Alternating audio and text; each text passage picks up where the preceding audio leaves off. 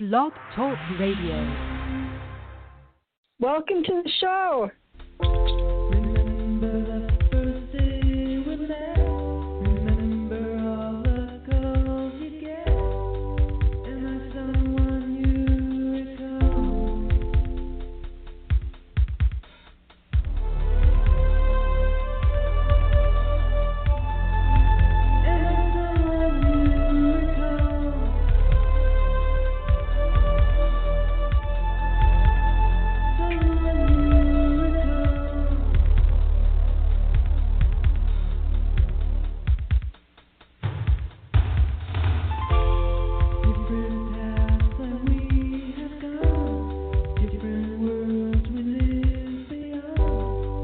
Am I someone you recall?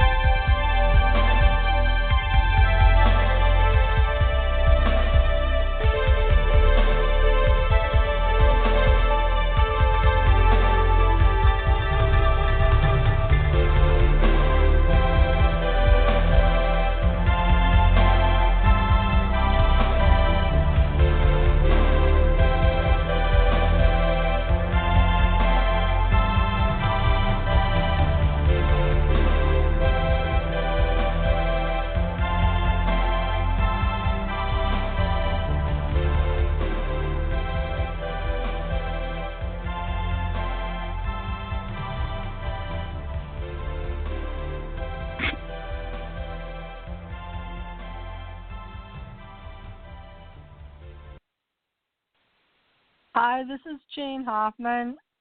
The question is, Mara Eliason from National Public Radio said, the Democratic Party has a tendency to form a circle and a firing squad against each other. We're talking tonight about Donna Brazile's new book called Hacked, in which she talks about how she couldn't control the Democratic purse strings as the DNC chair. She didn't feel free enough to write checks for the obligations and places where they were needed.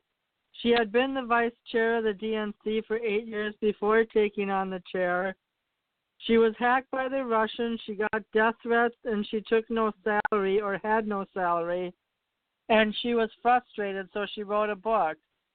Donna Brazile told ABC that she was concerned about the level of the control the Clinton campaign could exert by financing the DNC's operations through a joint fundraising agreement. Brazile didn't suggest a separate memorandum of understanding with the DNC that allowed the campaign influence over financial, strategic, and operational use of the funds for the general election expenditures, which she considered illegal. Now, I just want to read, I see Donna on the line, and I'm going to read two more sentences. Democrats are known to be a party that picks at the self-inflicted wounds and gets in a circle when it's time to form a firing squad. So here's what the Democratic optimists think and hope will happen. This was written in 2015, by the way. Once Clinton herself addresses the email matter, she may have a satisfactory explanation. The fact that foreign governments have been giving to the Clinton Foundation has been disclosed by the foundation itself for years. Almost all donations were annual installments of pledges made before she was Secretary of State. One donation, $500,000 from Algeria for Haitian earthquake relief, was not. Clinton has a lot to deal with now that it's 2 years later. How is the Democratic Party measuring up to the Republican Party? With no central leader except for potentially Biden, Pelosi, and Feinstein, who's about to retire, what's the picture for 2020? Good evening, Dawn. How are you doing? Hi, Jane. Hello, everyone. You're the only one on the line so far. Okay, no problem. No problem. Did you hear my intro? Yes, I did. I just heard the Donna Brazile part of it, or where she was. She couldn't control the purse strings. Supposedly, Hillary's campaign was running the financing, and there was an unspoken agreement, which kind of eliminated any chance for Bernie Sanders to ever get the nomination. Right. Well, that's what I've been up against with the party. We have, we have exactly what's happening there with Donna Brazile, the DNC happening all over the country. We have minority people who are fit, they're ready, they're knowledgeable, and they've got the experience, and they don't have the opportunity. We don't, because I've been in this situation before myself, where we don't have an opportunity to really partake in all the parts of the process. That's one of the problems that I've been trying to bring up, is that we do have the experience, the knowledge, the know-how, and we need to be able to help the party. And they show disdain when minorities, I noticed especially African Americans, try to help. This. Right. Have you ever met Donna Brazile? No, I've never met her. I'm trying to remember if I've ever seen her, but I don't think I have. I don't know what I feel about this, but I really like her. I think she has a level head on her, and she's a excellent person. And she was talking about how she did things out of her own expense. Like, she just went and endorsed someone who's running for a Virginia race out of her own pocket. And I don't think she's really trying to blackball anybody. I think she's just trying to tell her side of the story. And like she said on ABC News with George Stephanopoulos, why can't she tell her truth and everybody else can tell theirs? Right, and that's what I'm saying. This is kind of a sensitive area for me, only because all of my rants and raves and testimonies that I've been giving on this show and others in my speaking engagements, people are finally understanding some of the things that I've been trying to say. This desire to give up power, it's centralized, it's individualized, and it really can gum up the works when you're asking many people basically for free to do yeoman's work for other people who they know don't care about them. Which is one thing you do. That's what I do. And I know that I get very little credit. The show, as I mentioned, some of my outreach is my outlet for being able to educate the public on what has really been happening, pretty much, as I said, since day one, 400 years ago. We've had to listen. Everybody has a boss, and except for me. And we've had to listen to these people tell us primarily what to do and what we should stay away from, keep our nose out of their big boy business. the unfortunate thing is that nothing is sustainable. Everything changes. So when this type of activity comes out, we're looking at the fact that there is no help that we can offer. There is only sympathy and pity for the people who pass up on indescribable amounts of money, knowledge, and ethic, sweat, capability. We're really just trying to, we're eating ourselves up from the inside out because we're not taking advantage of healthy situations, relationships, possibilities. Right. So Ben's on the line. I do want you to talk about your local party politic experience. I just want to mention two more things. Ben, I'll pull you in after I give you a brief introduction.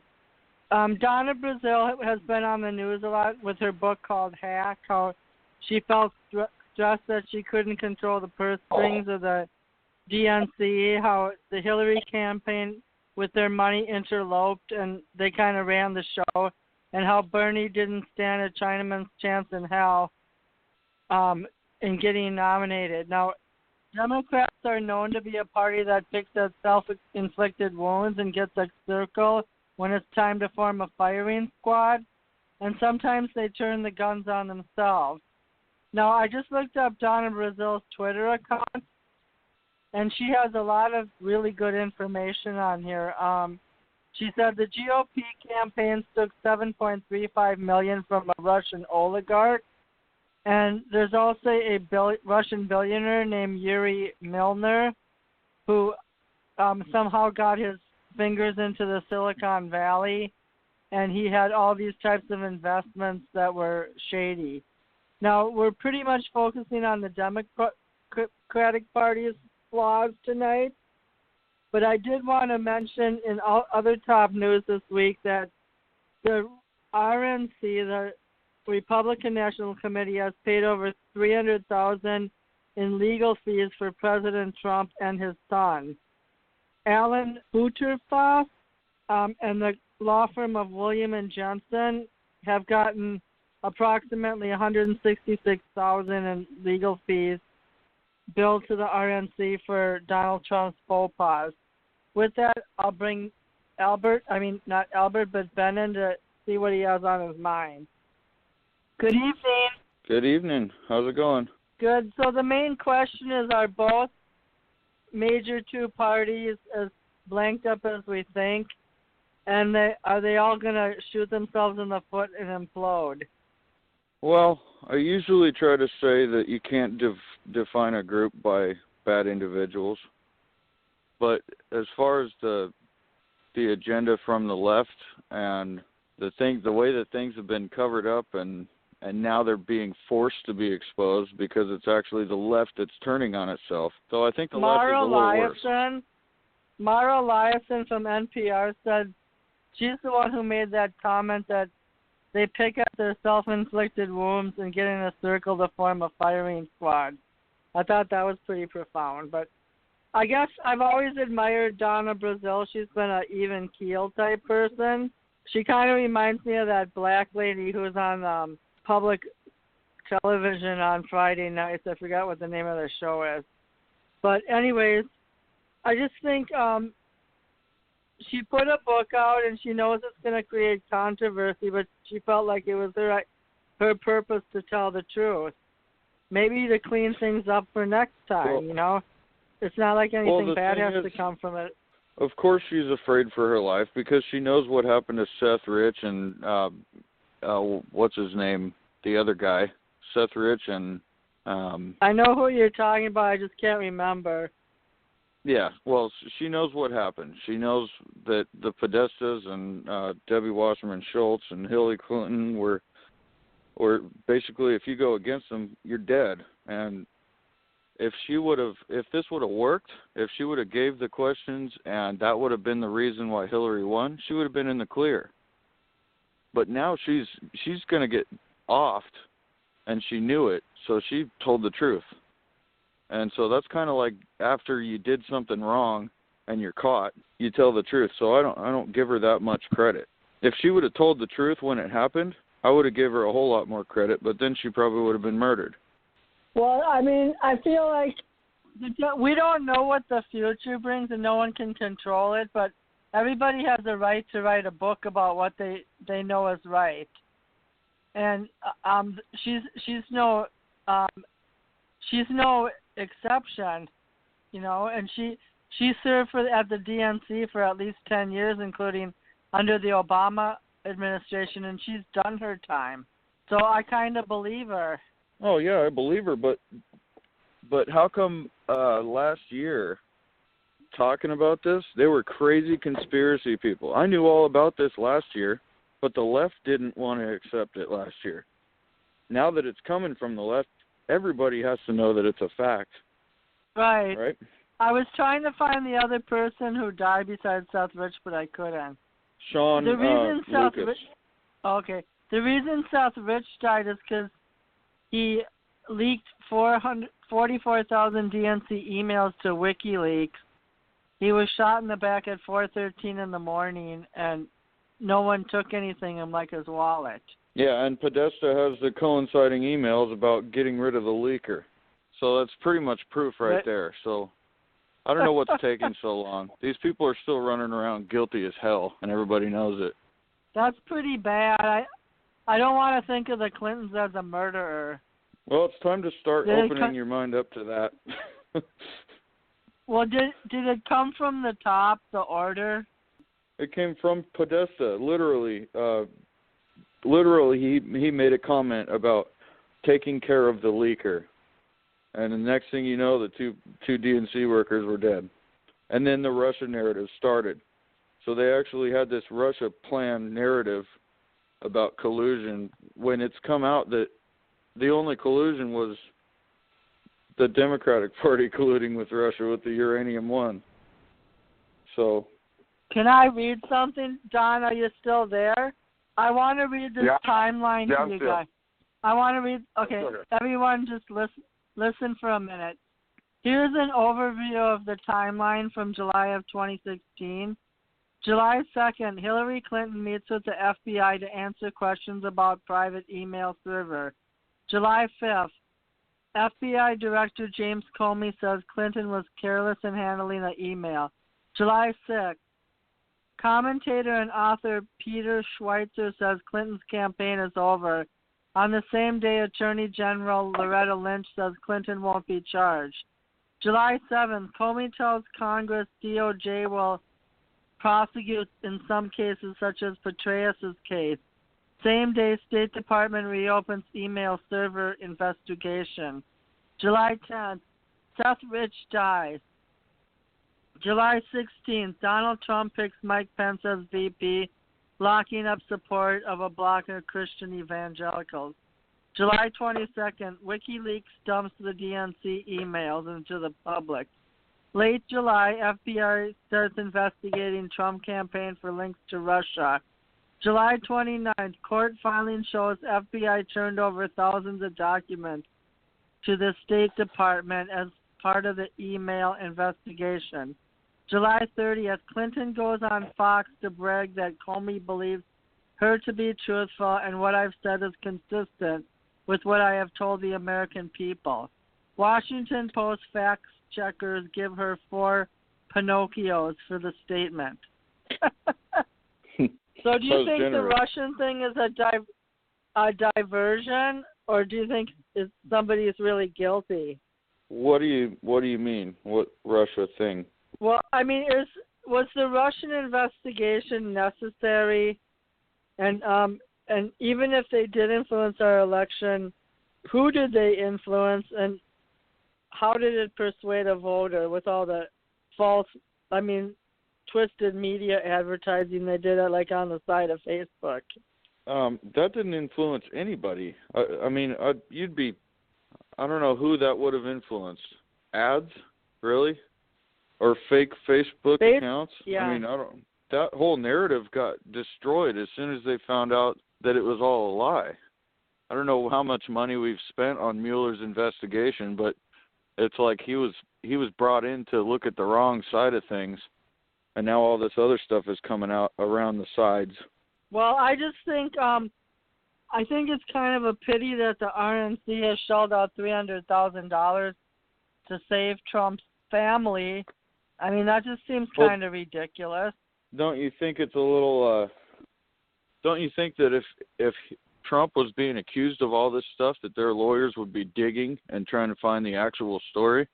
That probably explains why we actually, the public is getting to know about this uranium deal. Trump's lawyers would have to actually say, "Hey, no, here's the real collusion. Why would you point it at him?"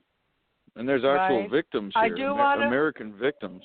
I don't really have the uranium deal on my mind, and we are going to talk about the Texas killing today. But when I was reading this article, you guys, about the timeline, WikiLeaks posted a Podesta statement that said, "I'm definitely for making an example of a suspected leaker, whether or not we have any real basis for it."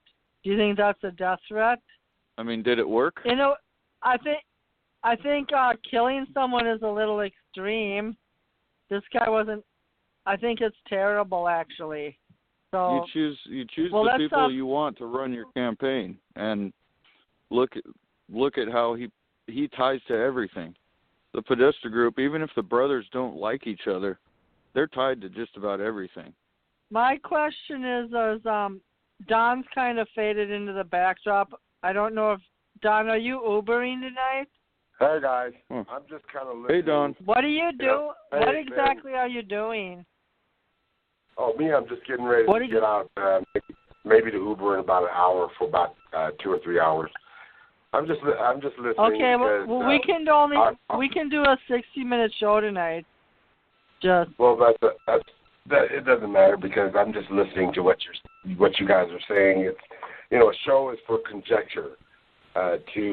We don't have a strong topic tonight except for the Texas shooting, and I had a crisis at work this week, and I was unable to really pull more together than what I am right now.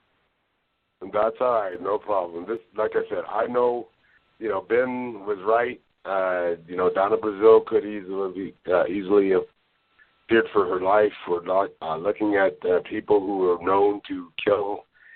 We've got the Clintons, our Harry Reid. If you ever saw him in some of the speeches, of course, he even was not as feisty and as he normally is.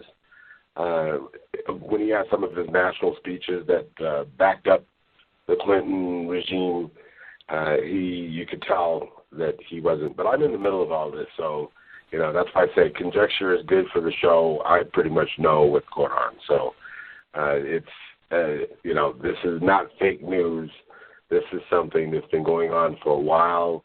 This is the first time that the Clintons or any one individual trust took over the entire committee. So we're talking about the fact that I'm in limbo right now, trying to figure out where to go. We've been having meetings, Democratic Washoe County meetings in the last 2 days, and we've been trying to figure out what we need. We've got people who are saying what you're saying, John, Jane, which is like a whole bunch of nothing. And then we're trying to figure out how to fit in the important things with the party. It's a party thing we have here in Nevada, this will be a world-changing situation with our elections, and Ben knows what I'm talking about, where we'll give up the caucus system and go straight to primaries. That means that we won't be third in voting in the country, probably, anymore. So we've got and there's millions of dollars, but we'll have an opportunity to. Are you talking about the popular vote legislation that's kind of sweeping? They have 60 more areas to take over. No, we're just talking about straight. This is the intermediate point between our current system and the system that that you just mentioned, the popular primary. And so that's where everybody is in the hat on one day.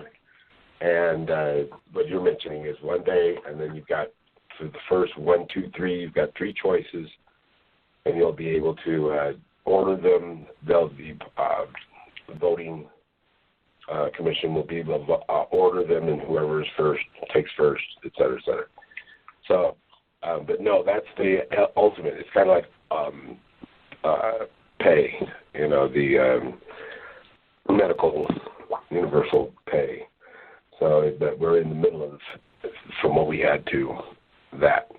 So we're looking at just getting rid of our caucuses and then having the primaries, and that would make it a lot more streamlined. Believe me, I'm a caucus precinct co-chair and all kinds of other things on the Democratic Platform Committee in Nevada. So, I'm involved in everything, on all of it.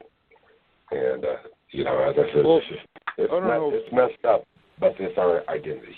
Have you noticed, Don, I've seen a huge upswing in vocal black conservatives. I mean, there's 100 more a day that are coming out starting their own podcasts and stuff. I'm like, this is great. I mean, people are like saying no to the narrative.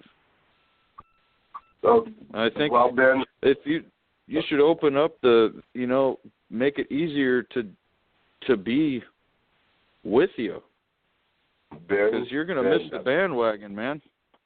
Who, me? Oh no. Yeah. I'll have my own party. I'm developing my own party. You're not getting it. It'll probably be the Gallimore family G Fusion party or something like that. But no, I'm developing my own party. This is all. What's happening is that those conservatives that you're talking about that are finally opening up or whatever, they're forcing their way through. That's what this is all about. There is no more oppressive leadership rule. This is going to, soon it'll be our show, and everybody's got to get ready for it. So to make it, the cushion softer for whomever, the new minority majority, to make that cushion safer and softer, we have to start the framework now, the foundation. That's going to be where the conservatives who believe in this country, who believe in this system in a lot of ways, know that we do need immigration reform. We do need tax reform. We do need medical reform. We do need legal and reentry reform. We do need social justice reform. We do. Social justice reform. I don't agree. I told you guys that Donald Trump was going to win way back in the doggone October of last year. So I don't know what everybody was tripping about. You told us in August. Okay, I told you in August. It's got a year ago. Right. I'm going to have to go back and listen to one of those. You will. I found one of the episodes where he did say it. I'll have to play it next week. I'm not going to dig it up now while I'm in the staff basement. But listen, guys. Well, I don't know how much longer I want to talk about the corruption of the DNC, but I do want to talk about this Yuri, this Russian guy who had sneaky investments in Facebook and Twitter. And Ben, do you have anything on your mind? Oh, no, I'll go with whatever. Okay, and by the way, John Yoder, you guys, he quit his dog job, and he got a good night's sleep last night, but I still don't know if he's able to call in tonight. He's probably regrouping after working 3 years straight, 12 hours a day, 6 days a week. Well, I just picked up a side job, so I'm going to have a lot of late nights coming up. You really? What's your side job? I got in with a real estate agent to do the, turnover houses. Oh, good. And is it how many nights a week? Well, it's per job, so I'm going to do this first one. It's about a week a week worth of work, and I have to have it done before next Monday. So Well, I'm gonna have to go there tough. I'll go there every evening. I'll just go from one job to that place every night, and then I'll work Sunday on it. That sounds good. Because on Saturday I've got another job out of town that I'm doing too on Saturday, and you sound pretty pressured. Actually, John's not the only one who has a major work change. I'm quitting my group home job, and then I'm going on call, which means I won't have set hours. I can just pick up hours whenever I want. Oh, that's good. Yeah, and then I'll keep my school job, which is only 4 hours a day. Now, what I wanted to confirm, Don, what you just said about major policy changes in America, you're right. It's hard to see how much will be accomplished in the next 3 years, but I don't think Trump's going to accomplish even half of those policy goals you just stated. But I'm jumping to a new topic now. It's only because of himself. He can't get out of his own way. If he lets the other people around him do their jobs, they will get a lot farther. They've got most of these, a lot of these judges already appointed. That's one of my big things. The federal judgeships that were open, and then he's also got, he's still got his immigration policy, or the 7 nations that are not eligible for any kind of travel, the travel ban. That's still in the court system, so we need to get rid of that, because everybody's an immigrant, and except blacks and Indians. So we're it's Hispanics too, so Mexicans too.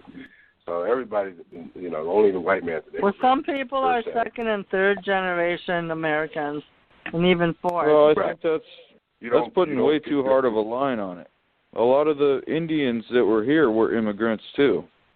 So it just depends on the time frame that you look at. How far back do you want to go? Because at one point there was battles between Indian tribes where one tribe killed off another tribe completely. So if you want to talk about timeline, that's the only relevance to what you said. We're all immigrants. We've all migrated as far back as you can tell. You can't really pinpoint where you're from. Nobody. Exactly. So Good for the point. most part, we need to make sure that we treat everybody in the world globally with some respect. That's it. That's all. Oh, by the way, exactly. Albert But just called in.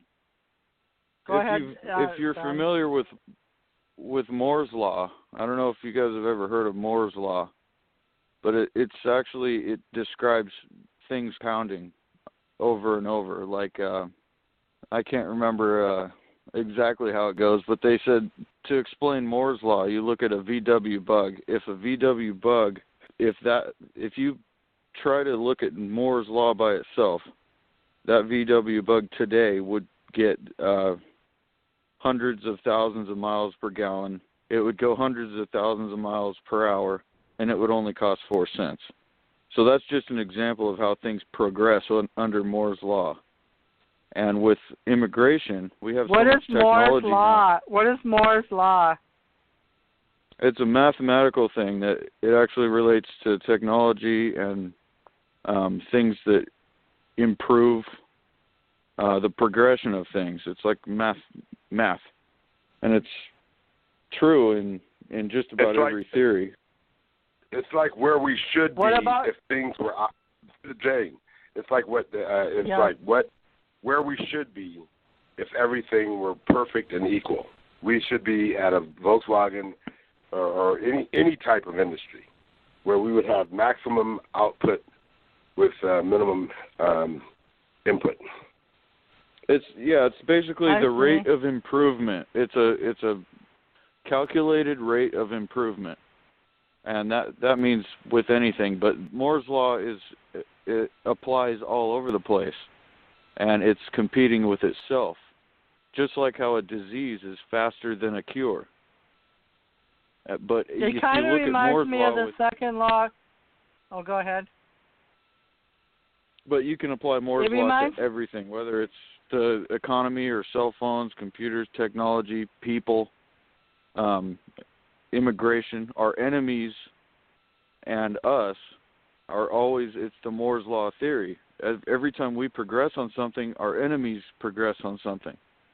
So immigration is really difficult to deal with right now. Interesting.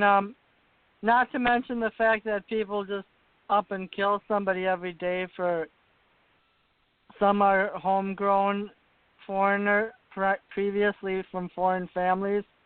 Some are just homegrown Americans. I am going to pull Albert in after I read this definition. Entropy, which is the second law of thermodynamics, states that total entropy can never decrease over time for an isolated system.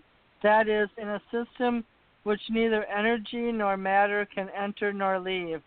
The total entropy can remain constant in ideal cases in a steady state of equilibrium, undergoing a reversible process. Well, anyways, what entropy means is that eventually everything falls apart. Right, and the progressing faster. No. You unless you forgot the part that you just read. Unless it has a same cyclical environment. That was part of what you just said. If you have a vacuum and you have something that is gyrating, you can virtually gyrate forever. And that's in the way that the definition I read didn't make sense to me. It's the same thing as the Moore's law. But it's almost what you just read. Okay, well that's why I thought of it, because I had a book about it in college, and I'll try to read up on it. I'm going to pull Albert in. Good evening, Albert. We've already covered Donna Brazile's new book, Slamming the DNC, how the Republican Party's spent $300,000 on legal bills for Trump and Trump Jr., and now we're in some kind of weird science discussion.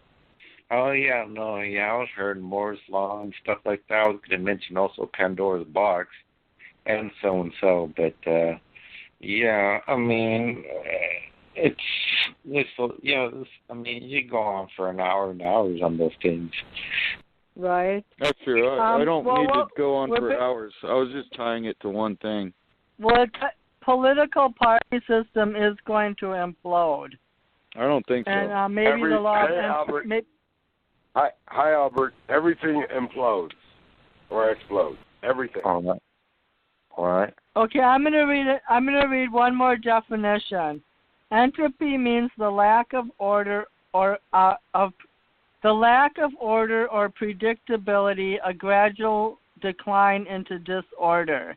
The physics definition is a thermodynamic quantity representing the unavailability of a system's thermal energy for conversion into mechanical work, often interpreted as the degree of disorder or randomness in the system.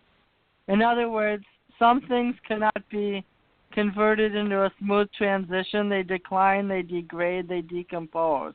So that's pretty much the state of our nation right now. I was looking up something on the internet, all right? And, of course, there's like, I don't know, like 7-something billion people on Earth or something like that, and still counting. And although the population is increasing, but the increasing of the population is declining, and part of due mostly the Western women. There was a study that showed that 80% of the top Western women date 20% of the top men. So basically, 80% of the women go after 20% of the men, and so but this is what they saw. And do the men decompose? Well, here's what they saw: 80% of the women managed to reproduce, and only 40% of the men managed to reproduce, which is 60% of the Western men. Their bloodline ended ended. You know, it completely ended. They didn't manage to reproduce. So only 40% of the men are reproduced, and 80%. Oh, Basically, what's your point? Yeah. Well, it's just a study that shows He's got that great points. Those are great points. 80% of women, right.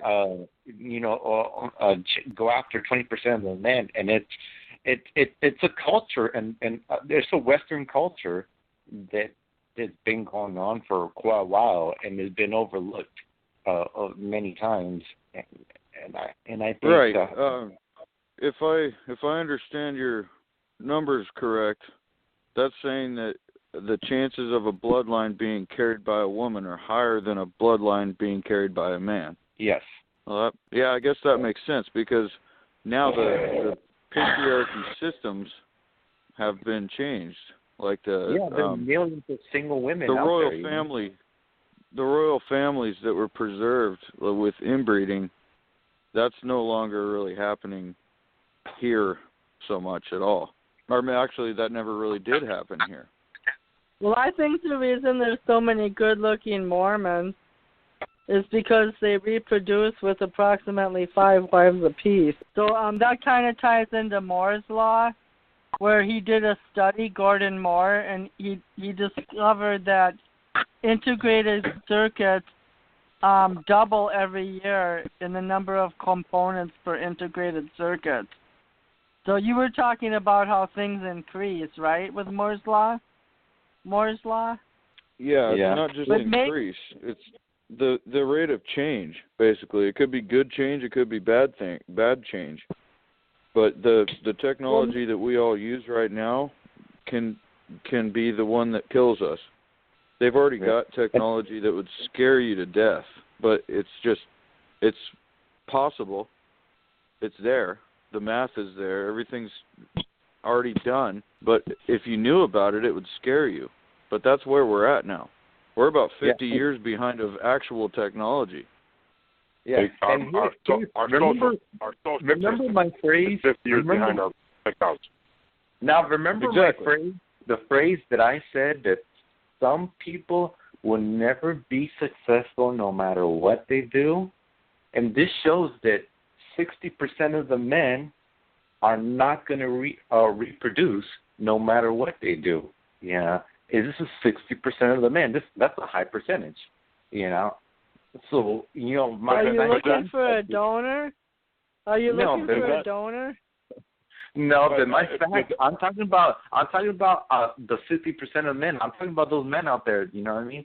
I'm speaking for those guys out there. You know what I mean?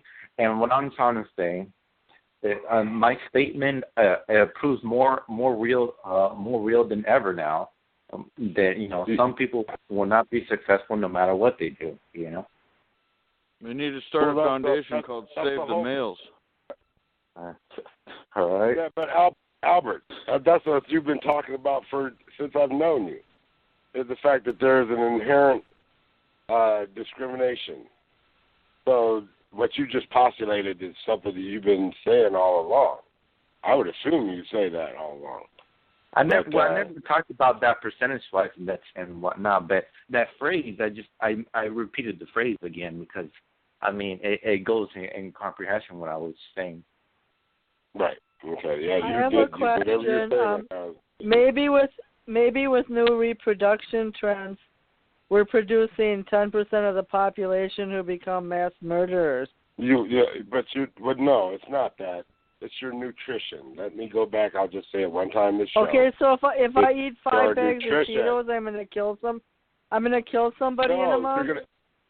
You're going to kill off your DNA. You're killing off your the way that your DNA wraps around itself, the way that it changes your the oxygen levels, and the way that your neural your neural pathways interact with each other, and how your brain works. That's all what it is. If you eat 6 bags of Cheetos a day, if you drink 2 damn Diet Pepsis a day, if you eat 4 candy bars a day, you're getting diabetes, you're getting kidney problems, you're getting all kinds of mental issues, Alzheimer's in shampoo, your deodorants that you use are going into the most sensitive glands you got in your armpits, on your for your everything. External exposure. So everything that you got, everything, the color. Let's talk about murders. Okay, all mass murderers seem to be men, right? All mass murders, right? Well, what about no? Those are the ones. The mass murdered women are. Actually, a woman just killed 2 kids in Texas. Who are your nurses? Who are your teachers? No. To pull out a gun and just go crazy and start shooting people. I'm thinking about those mass murders. So it depends how you define mass murder, because abortions would be a huge number. No, but I'm talking about those mass murders. Collectively. Those are you guys are getting into heavy crap. Stuff that you don't want to hear. Are we going to talk about... let's just start with this question. Why would a 26-year-old want to kill 27 parishioners at a church? Because he wanted his name in the paper. He wants his name in the paper. He wants death by police, death by suicide. Well, why can't he just kill one? We had Dylan Roof. Dylan Roof killed 9. You got all kinds of bombers killing 4 and 10 and 25. Every Sunday, somebody's dying in church. What are you talking about, Jane? Well, let's talk about something. Better than dying in an alley. What about? Okay, now what about if that reproduction, like the whole thing flipped on backwards on men and women, and there was actually 80% of men reproducing and only 40% of women reproducing, and everything flipped out, instead of a girl asking a guy out, girls ask guys out, and all that. Everything just flipped over backwards. Would that mean also that instead of the massive gun shooters, instead of being men, will turn out to be women? Well, I don't think there's many cross-dressers. Albert, this is... Okay, go ahead, Jane. This is entitlement. I don't really know what he's... I actually don't really know what he's trying to say. That doesn't make a whole lot of sense. No. I'm trying to say the mass murders that pull out guns to start shooting people, from what I've seen. But that's privilege. You don't see any Hispanic mass murderers who don't have a reason for it. If they want to get their cartel on top of another cartel. But you're not going to see Hispanic mass murderers. Don't put it past them. You're not going to see black mass murderers. No, you're not going to see it. Then you're not going to fucking see any Mexican. It's only dumb white people, right? Have you watched any documentaries on the How about drug the war? Boko Haram in Nigeria? They're mass murderers. I said that's over in Africa. They're trying to learn. They're learning the ways of death. They already know. They were through apartheid, Jane. Anyway, Ben, this is that they're not going to be mass murderers. The Hispanics, the blacks aren't going to be mass murderers. You're not going to see. You're talking. No. We're not really saying blacks. I just made a joke about whites. I wasn't just trying to point the finger at blacks. But the people who are mass murderers are entitled. They think that they have the right to just pull out their AKs. That's 23 not of them. True. That's not true. Not only. Well, in the sense that we talked about United Fruit Company last week, they felt entitled. According to the mainstream media, if you murder people, right, and you're Mexican, you must be a drug dealer. If you're black, you must be a gangster. If you're white, you must be mentally ill. And if you're Middle Eastern, you must be a terrorist. Good point. You're right. That's because you don't get very many choices when the media is the one telling you. They give you those options to think about, and that's what I was saying. Why you're wrong in saying that is that what you're talking about what the media will tell you. Man. You're talking about what the media tells you, and acting like that's the only way that things happen. If the media went nuts every time, let him finish, Don. Ben, you're wrong. Let him finish. Don. Hundreds of millions of people listen to it. If you look at the statistics, on mass murders, as That's Albert true. delineated, the mass murders are predominantly white people. Not necessarily, because you're talking about statistics that are specific to our country. I'm not talking about the world. I'm talking about fucking America here, Ben. Okay, just across our border, there's mass murders that go unnoticed by our media. Like that's But they're I'm mostly- talking about, but like they're where a mostly whole cartels. town will be made a You no, heard- where an entire town will be Are you made an talking about example of. Mexico? Yeah. You heard me say the caveat, or you heard me say the caveat of that was unless they want to establish territories for their drug cartel. And I'm talking about the individual, because it still I'm takes talking- people to do the I'm thing talking that about- you order them to do. They're doing it for Well, the in cause. Cambodia, the they only kill cause their that they're own. told. But these mass murders are not groups of people. I mean, they are if you talk about the mafia and stuff like that. But they're not. They're individuals. A lot of times they just have fringe interests in some of these organizations, but primarily they're just out there as lone wolves. They don't have any reason to do this except that they want to be immortalized, and that's the best way to do it. The best way to be immortalized if you're not the president of the United States is to be a mass murderer. Your name is on everybody's lips. Charming. Everybody. Well, yeah, and there's big evil people out there, but the media will only show you, yeah, Kim Jong Un's evil, Saddam Hussein's evil, Gaddafi, yeah, it's evil, you know, and they will throw that at you again and again. But there's plenty of other evil people that don't work, different. you know, and then I'm talking about other evil leaders, you know. Right, that's dictatorial. Now I'm talking about these people who are out here with these mass murders. If you think like that, Ben, then you won't even worry. You shouldn't even, with that kind of mindset, you don't even worry about the mass murders. They just happen. You know, everybody murders everybody, and that's close. If you don't want to look at the statistics, then don't look at the statistics. Just keep on. Well, I usually say I try to verify statistics, and just about every statistic that comes on the news can be basically debunked. Like, how did you get those numbers? You didn't ask everybody. You asked a specific number of people a specific question. Look at the news. You call and you talk to your police department. You talk to your universities. You get the research study information. You get survey information. You develop white papers. You do what has to be done to understand exactly where the numbers are and exactly which units are committing which, I won't say crimes, but, just do whatever position they're in. People have to dig. People have to dig.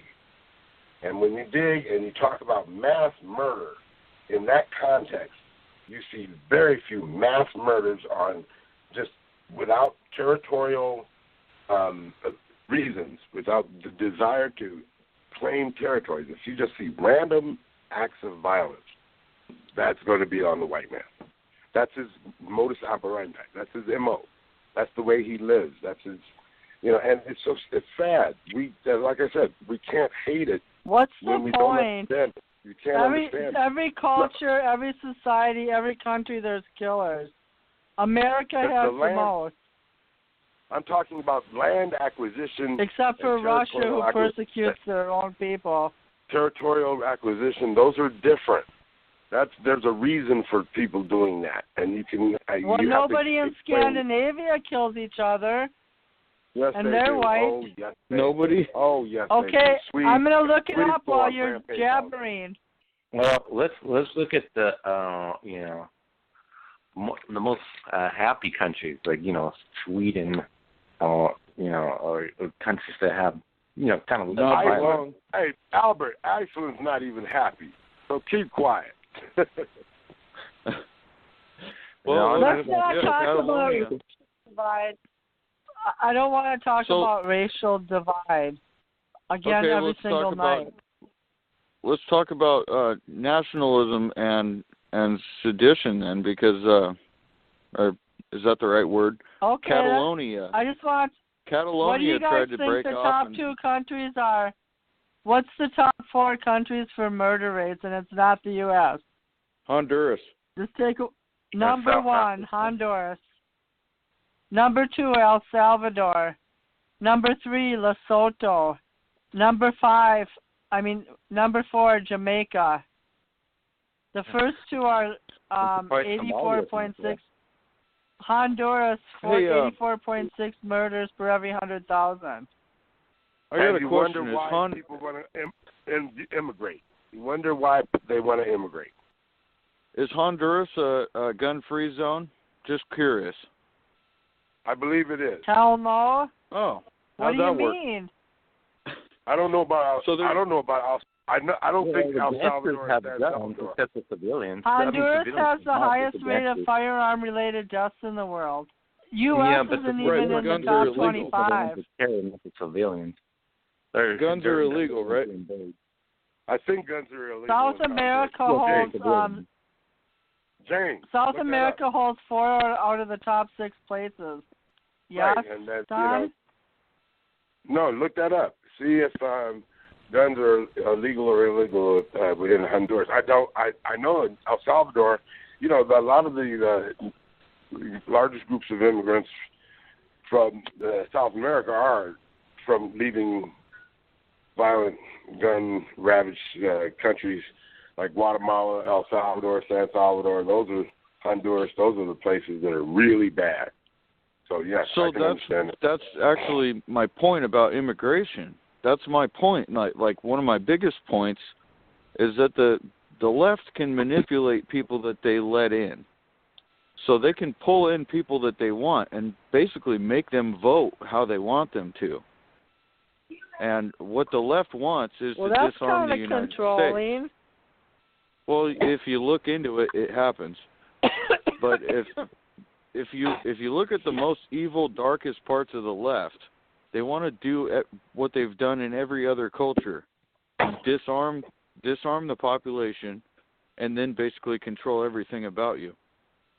That way, if you start dying off, nobody can uprise about it, and you just kill off on whatever number of people that you need to kill off. And all these people are immigrating from places. People are immigrating from the violent places that already did away with the guns. So the only guns that are shooting are illegal ones and the government. So if you don't trust the gangs or the government, you're screwed. But then why come here and vote to take the guns away? And that's the immigrants' conundrum, is that they're coming from a place where they're used to something, and then they're coming to a place where the opposite is true. But what you are missing, and you're right on again for a second time today. I'm surprised. No, I'm just kidding. Is that they? What was I going to say? They have a chance to. They are looking for that freedom from guns. It's just that they don't know how to live without it, and so that's what their conundrum is. But the thing is that when you come out, that should not be my conundrum. I mean, that's my point. Is that shouldn't be my conundrum at all. Could be theirs if they want it, but that shouldn't be my problem at all. Why should I have to stand up to keep something that's already documented? That's one of the inalienable rights of the way our country was started. We have inalienable rights to defend ourselves, and people that come in and vote how they're told to vote can ruin that in a democratic society.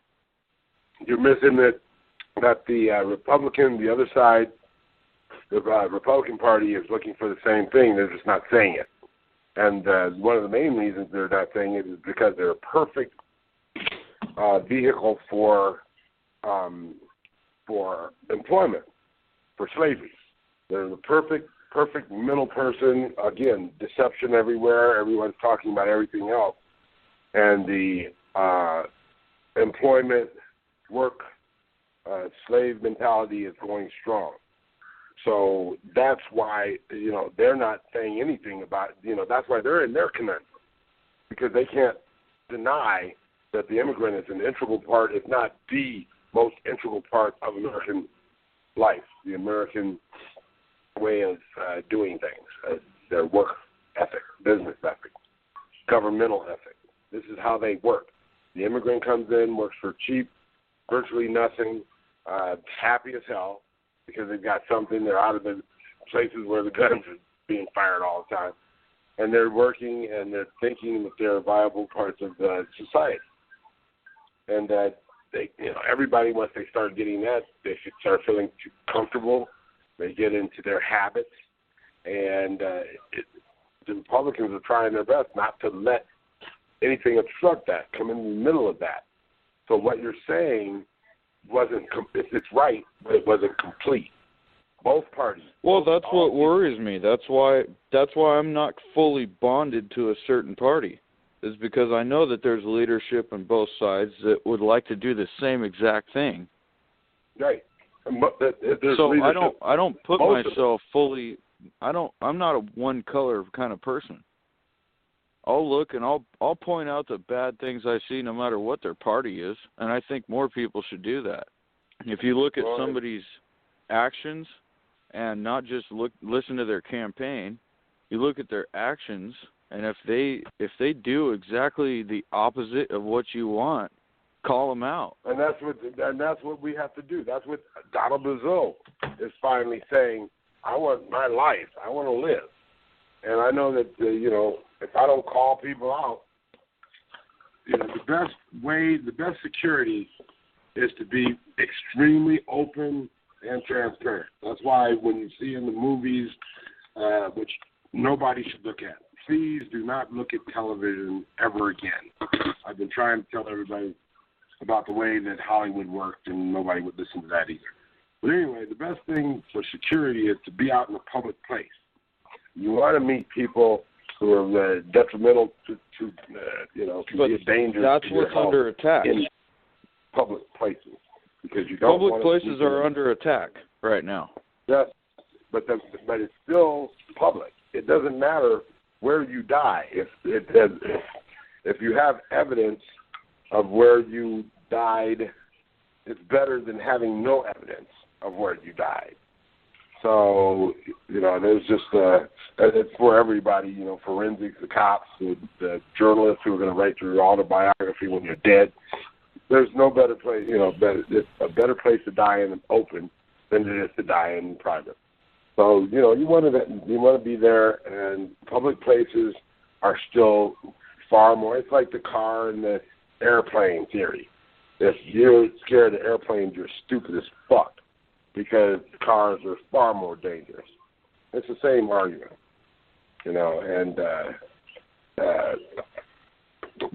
that's where we're at in a lot of things. But I'm going to be making sure, as I said, I was instrumental, not at the forefront of passing the ERA here in Nevada. So we've got the Equal Rights Amendment passed here. We need 2 more states, and it looks like that'll be my next crusade in the next couple of years, is to making sure that women are considered equal and not 3/5 of a person, because we understand, that's where the tie is to minorities and the women. Haven't you been around since the rights that were given back rightfully to women? They've been there for over 50 years. I mean, we're equal. But they're not transcribed, first of all. And women, if that were the case, we wouldn't even be talking about women's rights issues, the right for women to choose. That's the stupidest oxymoron you can think of. Is it about the choice or about saving lives? Because I've heard both from the left. That's one that confuses the hell out of me, because the right to choose is basically what you're saying. And if you look at the numbers, who's the victims of that? If you want to get back to race, who's the biggest victim of that right to choose? Oh, minorities by far. Oh, but well, I'd hate to go there, but that's true. And if you want to save as many lives as you can, why wouldn't you even look at that? Oh, man, geez Louise, that's the way it is. It'll change after time, but the Planned Parenthood, the whole choose thing, the whole reason that women are still trying to fight for their phantom rights that you claim that they got 50 years ago, which they didn't get, and they're telling you, but you're not listening. But the bottom line is that the whole reason for everything is to suppress the minorities, particularly Indians and blacks. Planned Parenthood was created to stop the proliferation of black children. That's the whole point for the Well, here's the thing system. about abortion. That's the whole point. You guys talked about it. For everything, Ben, everything is to stop the minority. And here's the thing about abortion, because in the future, the technology You're voting for it. To look at your baby and to see if your baby's going to be gay or if your baby's going to be a man or woman before they even goes into the primary status, or or the first prime minister or whatever. You know what I mean? If you can see if it's going to be a boy or a girl, or if it's going to or get an idea how tall it's going to grow, or you know what I mean, just by looking at the new technology, and then decide, you know what, I'm going to get an abortion. Oh, this baby looks like it's going to be gay in the future. I'm going to get an abortion for any other dumb reason. Now you just get an abortion for any reason. And, the abortions that people choose to get seem to be really meaningless, and just to kill off a kid. They could have probably been a lot better, if they would be brought in.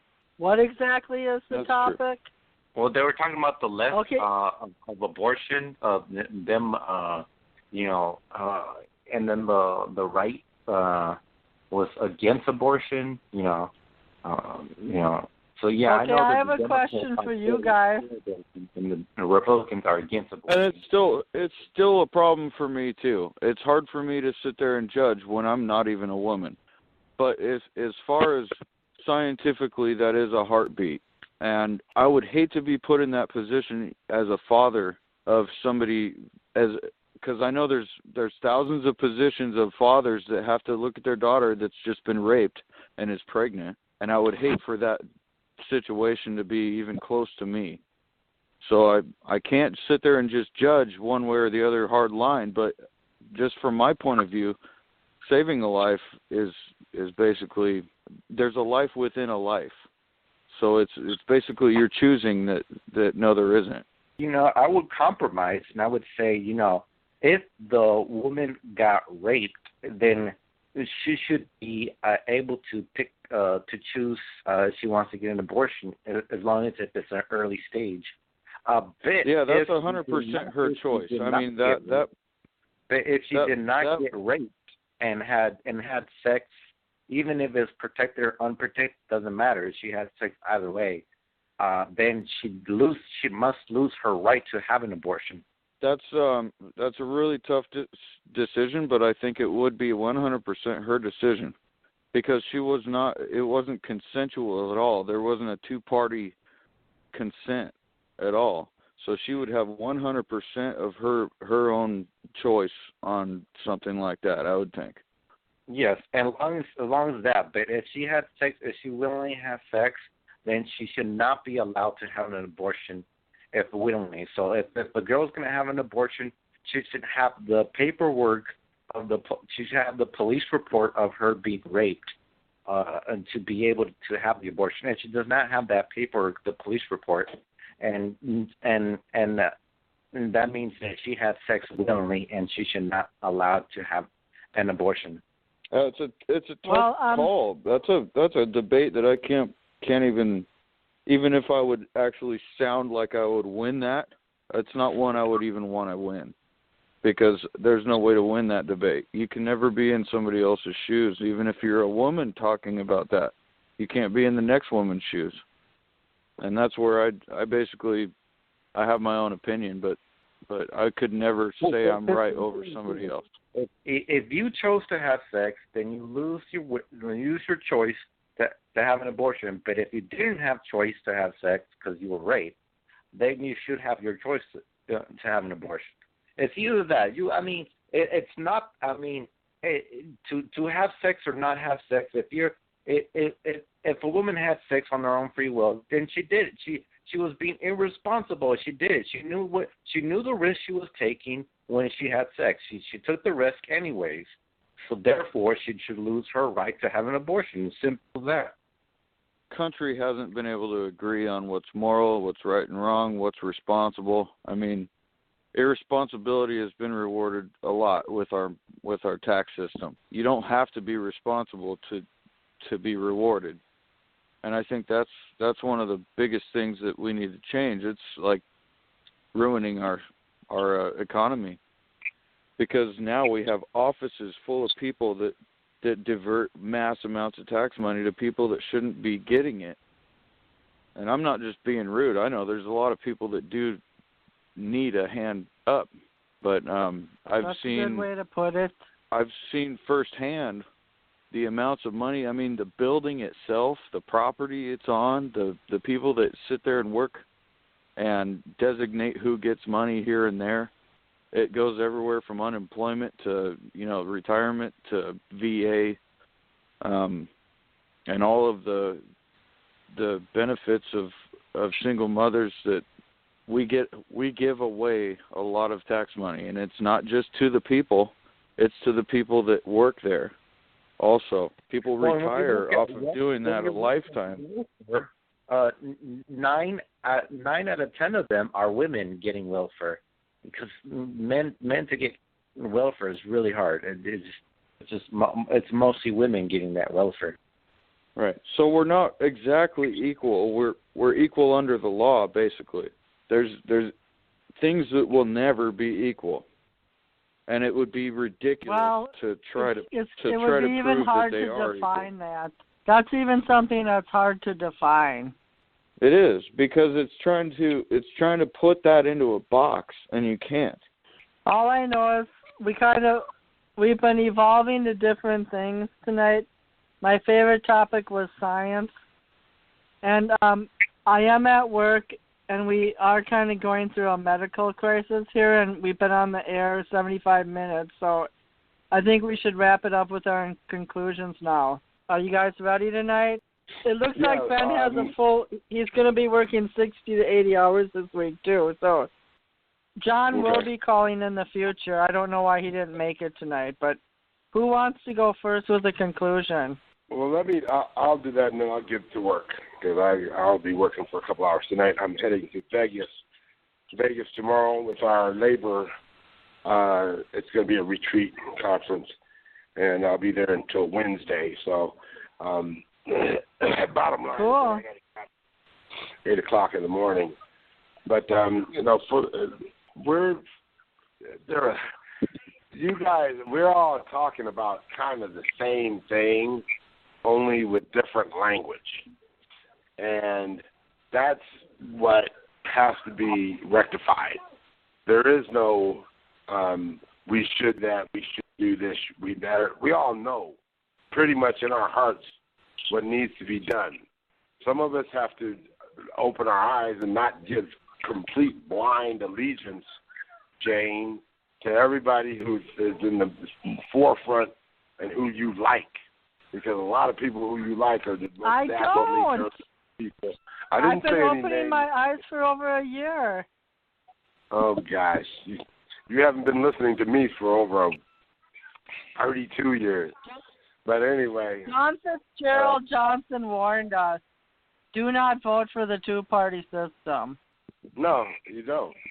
But that's why I'm developing the Gallimore G-Fusion Party. The Gallimore Family G-Fusion Party. Keep it in mind, it's going to be Bible for... That sounds too much like Fusion That sounds way too much like Fusion GPS. No, it's too bad. I've already got business licensed and everything. We're going to get the LLC and be able to offshoot some C3s, C4s, and just jump off into being a major player in the United States. Because since we're here, we're going to be here. I've got 5 kids and 7 grandkids, and I assume they're going to have kids, and my Gallimore name is going to keep going on. And it's not going to be, I'll be marching forward with my Gallimore Family G-Fusion Party much farther into the future than all of these minority majorities that are going to be coming through here. And that relates to what I wanted to say as my conclusion, is that it's imperative that men more or less be women, be men, and women be women. And no matter how you feel naturally, just in the genes and in the way that the human being is built, it's necessary for man to release his sperm, his seed, into an egg, a womb, and that's just the natural part of things, and it's an obligation and a right for the strong to take care of the less strong, and that's what I wanted to say. Donna Brazile did a great job. Like I said, my mom was first black policewoman in the state of Wisconsin, so I know how strong black women can be. And we're at a crossing point. That's why I say I'm going to be taking my ERA to 2 other states to see if we can ratify them. 2 other states ratify it. It'll become a constitutional amendment, unlike what Ben is talking about. Somebody fucking jerk space Arkansas said, well, I think what women are pretty much equal. We don't have to do that. We'll have it official. So, there's a lot of work to do. I'm not from Arkansas. I don't know. Okay, Washington then. Women are close. Anyway. But Don, you can't always divide things on racial lines. I don't try to. Ideally, I like I said, I got white kids. I've got no problem with it. I'm an equal opportunity. How could you? How's that possible? And that's why you're going to be in a majority minority soon too. How's that possible? Well, I had babies with white women. Well, you called them white kids. Yeah, now you know about it. They're mulatto. He has one white kid that he bore out of wedlock. And that's what I know of. Just have one that I know of. I've had a couple of white ladies who've pretty much. I just think it's funny how you just. I just think it's funny how you just put an easy label like that. Just throwing it out there. Well, okay. Yeah. I'm back. Thank you for the correction. I have biracial. One mulatto. I've had biracial. I don't care how you call it. To me is my kids are my kids. I love my kids no matter what race they are or where they came from. So that's kind of it's just okay. I'll flip that around just to see where they came from. So you can see what I'm saying is I'll flip that around. Say I know a white person that had a child with a black person. Right. So is it wrong for him to say he has a black kid? No, they would say that he is the white. You're not getting it, still, Ben, and you will never get it. What I'm trying to say is that there's not such a hard line. It's not an easy hard line for you to draw between you and me. Okay. Well, no, it is because it's your nomenclature. It's the white man's nomenclature. When he talks about white and black and all this stuff, that's his nomenclature. We don't see that. We see people. Black people see black people. They see variations of races. They see all kinds of things that you white just said you have a black kid, so white kid. Right, and that's because every white. So, I wouldn't draw that hard of a line. I would just say I have a kid. I mean, that's putting politics on your kid. Well, who cares, Ben? Who really cares what the nomenclature? We don't care about the nomenclature. We don't care who says what about what. It's out there. It's there, so we have to use it in its context. If you've ever heard if you've heard in any of our previous shows, you'll always hear me saying that Obama we have a half black president. Jane, tell him. I always say. Well, on that basis, I couldn't. On that basis, I could not vote for your party. Albert talked too. Why not? My party I doesn't. could not vote on your party whatsoever with that kind of ideology. I would not do it. Which part of the ideology? Because there are several parts of ideology I mentioned there. Which one is disturbing to you? The hard line, the politics between races is what I can't do. I cannot handle that. I would not vote for somebody that will use that with politics because that's unconstitutional. Well, here's the problem. Literally. Even voting is hard. I mean, look at the electoral election. The electoral election, it's complicated as hell. It's got all these districts split up, gerrymandering, and even when you vote in the primary election and for the main election, you have all these different states that some prefer to be a caucus state for voting, and which is hard for if you want to be in I'm saying this because you're speaking as an independent, because as an independent voter it's hard to even vote for the person that you like. You have to how you say you have to pledge yourself to a party if you like somebody, and you can't always be independent, which sucks. I think there should be some new the electoral college system should be overhauled and allow for independent voters to be able to vote more freely. Yeah, that's true. I would not listen to any of the message after I knew that somebody was using race as a downfall or an advantage. Either of the two. I don't care. I don't want pity, and I don't want an advantage. Because of race. You're so far over the top. It's not even funny with that comment. With IQ, maybe. Yeah. No. The thing is that this, even though this has everything to do with race, it doesn't have anything to do with race. What it is that it's a factual realization at confronting what the reality of the system is. That's what is happening. That's what people like maybe yourself or people who have fear or guilt or whatever the case may be are looking at, because I don't have either of the two. But the answers but you still have to gain answers of what all of we've been saying.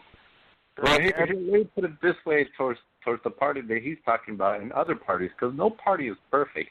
And I know of a lot of parties, like the Democrats, Republicans, the Green Party, and then there's the Libertarians, and then there's also the Independent Party, there's the Socialist Party, there's the American Party, and many other parties I can name. And I know I looked at a lot of different parties. And there's the Reform Party, by the way, you know what I mean, and the Constitution Party, and many other parties. But none party that I've looked at has been perfect in many of my views. Right, and to kind of, I don't want to get too deep into it with Don. We've kind of exchanged a little bit, but right now I'll say it's a good time for the left to turn on itself, because the right is having a lot of infighting, and I'm totally speaking from nowhere of the two right now. I'm just looking from an outsider looking at the right and left. Okay, I see the left turning. If I see the left turning on itself, literally like ratting each other out for their own safety, and I also see the right trying to form groups, and that's really not a trait of the right, because if I won't get into the psychology, but there is majorities of similar mindsets between the right and left. So the right is forming into these groups, and the right is forming groups, and they're having infighting right now. The left is turning on itself. So it's basically equal right now. Now, here's the thing about the left and right wing, the in America, they say, You can't. The eagle can't fly without his left and his right wing. You need both left and right wing to fly. And you need the left side and you need the right side. And and here's the thing. 'Cause, yeah, sure, the left side would be the Democrats. And if you go far too left, you're a socialist. And then the right side will be like the Republicans, right? And if you go all the way to the right, you're an anarchist, And so you're a fascist, basically. No, an anarchist. Anarchist is like no government all the way to the right. All the way to the left is way too much government, and you're a communist, basically. Yeah, that's true. Yeah, you're right. So you can't go all the way to the left, too much government, and all the way to the right, no government, no rules whatsoever. You know what I mean? So that's anarchist to the right and communist all the way to the left. And then there's, a little bit strong to the left. It's like socialism, but yeah, of course, the Democrats are viewed a little bit to the left, and the Republicans are a little bit, and the Green Party, they're on the left side, and the Libertarians are on the right side too, And there's many, like the Reform Party, they're on the right side. The Constitution Party, they're on the right side. Many other parties are on the right side. There are very few parties that are on the left side. But of course, we all know the two major parties, the most powerful ones are the Democrats and Republicans. They're the only ones that win. That's true. But I remember in my in high school, they showed us a graph of what the scale that you're talking about. They showed both ends of it, but right in the middle was the right and left. And I know exactly what you're talking about. They showed exactly where they overlap each other and how close together they actually are. And I think they've actually kind of drifted apart because the fringe has gained more majorities. They're pulling away from each other, and we've basically been flying with a broken wing for a while. Well, I think the left and right is a deceiving, and it's wrong. And it's kind of like a false statement, which is kind of trying to confuse us. Because I think even though we're supposed to believe that the Republicans are on the right and the Democrats on the left, well, you know what? I think they're both on the left. Because either way, when a Republican or a Democrat is the president, it doesn't even matter who's president or not, Democrat or Republican. They both have way too much government anyways with with the massive surveillance, Big Brother, and also our police state, funding, tanks and whatnot, and either way, so it doesn't even matter. We still have an over surveillance country. And that was basically brought on by. I have to go now, so. Can we do the conclusions, please? Yeah, the conclusions. Let's do that. I guess, I don't really want to say anything, but go ahead, Ben or Albert. Go ahead, Albert. I would repeat again that, because it's a true fact that, some people are running for president or even prime minister, or even local elections, like state or whatever.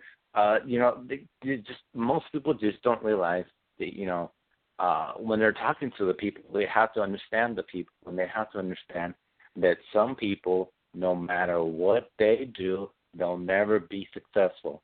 So we have to understand how screwed up and messed up the system is, And I'm not talking about capitalism at all. I mean, communism and all the other systems are messed up too. But our capitalism was supposed to be, a freedom of free market or freedom of will and all this fancy stuff that democracy and all this stuff. But it's more like a kleptocracy or monarchy. Those words that they call it. Corporatocracy. Oligarchy. It's oligarchy. Oligarchy and what we've got right now is a cacostocracy. Yeah, we've got we're done. It's called a cacophony. Yeah, cacophony. Yeah, it's CAC. We don't have a no. It's KAK. O-S-T-O, Christie. It's K-A-K. So Read the Kakistocracy. damn definition. It means a dumbass running the country. That's a kakistocracy, where everything's all of chaos. K-A-K-O-S-T-O-C-R-A. I was thinking of a musical term, cacophony, which means a harsh, discordant mixture of sounds. Right. That's what we And could you're define. We could And you're define our wrong. radio show that way. Yeah, No, well, you well, know, we're basically like in our prime state, you know, back in the dark ages, you know, when kings and queens, they ruled everything, no matter what, you know, they had to rule over you, and the word is still today. I mean, that slavery still exists. I mean, it's called private prisons, and you know, many of the shit still exists in different forms. So you're looking at, you know, many centuries of the same bullshit in a different way. Amen. well, Okay. I guess my Yes, Ben? conclusion would be, that since we already know what gives us the biggest problems, we should vote for people like us. So I guess I'm going to be on the lookout for lower middle class, hardworking people that are the highest taxed, and that would actually go into office knowing what it's like to basically work your whole life just to put food on the table. And they would have it fresh in their minds when they get to office what makes those people's lives that they used to be a living hell. So they would actually go there and basically deconstruct everything that gave them such misery and be able to move forward actually successfully. We're born behind. We're born like with debt attached to us. So we work all these hours for what? To pay back we pay back some bad deals that happened before we were born. And people like us that actually work a lot, we can realize that when we see that in somebody else. So I think we should be on the lookout for people running for office who've been there and struggled. Or even people that can struggle to be a puppet. Did you say we were born with dead tissue on us? I said we were born with debt attached to us. Debt. Oh, D-E-B-T. I thought you said dead 53,000. tissue. No, that No, too, but I didn't. When you're born, you start dying. You know that too. But the bottom line is Well, that Don's 61, so he's got a lot of dead tissue. Oh yes, especially. Oh wait, but you're anyway, we won't 62. go I into that. forgot. 62. But Holy. everybody's born. Everybody's born with $63,000 in debt. I'm gonna Right, so die if you become a union millionaire, with union if wages. you become a millionaire, then you've done your job. Yeah, I'm gonna get some big loans before I die. Yeah, max out those credit cards for your kids. Yeah. I'm gonna occupy the. Oh, you west probably wing won't of have kids because you're a the male. Pentagon. Yes, exactly. I'm in that 60%. Huh. Well, I'm gonna. You guys, let's talk about it next week. The debt issue versus the dead tissue. And by the way, man. look up the. I'm gonna die a union wage member. Anyways, look up Yuri Christmas is coming up. I'm gonna get you a hearing aid for Christmas. Kiss my grits. I'm going to California for Christmas. Thank you. Lightly I was used. trying to think of a bad joke. I'm gonna wallpaper your. You're doing finishing jobs for a real estate agent. I'm gonna mail you donkey wallpaper for the Democratic Party. I'm a little above that, that price line there. I'm not in the wallpapering business. Texture is as low as I go. If you ever run for president, I'm going to gerrymander you to hell. Okay, Well, Don. good. I'd hope somebody. Don, if you have any more, kids, the proper term is biracial, not Well, mulatto. You're dating well, yourself, old man. no, that's like it. I've had 4 biracial abortions. So, and when biracial. Well, please don't say that on the air, for God's sake. Oh, Okay. that's what I'm saying. You guys are scared. So scared of the truth. I'm gonna be like Cheryl Teagues and have a baby at 57. I'm hanging You up haven't now. had any abortions, Don. Well, pick the 40% that can impregnate you. That's all. I don't think you've had one abortion, Don. I'd be willing to bet that you've never had an abortion. I've never had one. No, I've never had one personally, but I've had some beautiful ladies who have been willing.